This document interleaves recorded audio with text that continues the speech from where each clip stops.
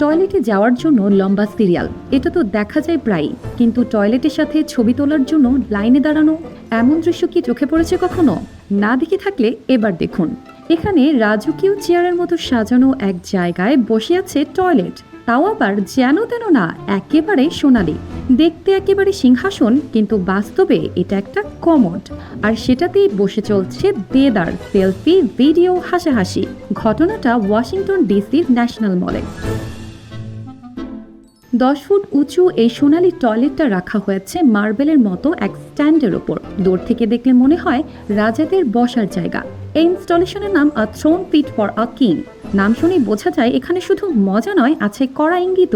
শিল্পীরা বলতে চেয়েছেন, এমন এক সময় যখন দেশ জুড়ে নানা সমস্যা, অর্থনীতি, বিভাজন, উত্তেজনা সবকিছু মিলিয়ে অস্থিরতা। Lily ultra soft serum gel, যা গভীর থেকে স্কিনে দেয় 3 গুণ সিরাম হাইড্রেশন। সিরাম জেল হাইড্রেশনে ব্রাইট থাকো সব সিজনে। ঠিক তখনই প্রেসিডেন্ট ডোনাল্ড ট্রাম্প তাকে গুরুত্ব দিয়েছেন হোয়াইট হাউসের একটি বাথরুম সংস্কারে। তাদের ভাষায় এই গোল্ডেন থ্রোন সেই সিদ্ধান্তেরই প্রতীক, এক ধরনের ব্যঙ্গ, যেখানে বাস্তব সমস্যার বদলে সোনালী রঙে ঢেকে দেওয়া হয়েছে বিষয়টাকে। আর এই পুরো আয়োজনের পেছনে রয়েছে সিক্রেট হ্যান্ডশেক নামের একটি গোপন শিল্পী দল। তারা আগেও এমন অনেক ব্যঙ্গাত্মক কাজ করেছে, যা সরাসরি রাজনীতি নিয়ে কথা বলে। ভিডিওতে দেখা যায় শত শত মানুষ এখানে ভিড় করছে, কেউ সিরিয়াস মুখে বসে ছবি তুলছে, কেউ আবার হাসতে হাসতে বন্ধুদের সঙ্গে ভিডিও করছে। মজার ব্যাপার হলো, যেখানে সাধারণ মানুষ যেতে চায় না, সেই টয়লেটই এখানে হয়ে উঠেছে আকর্ষণের কেন্দ্র।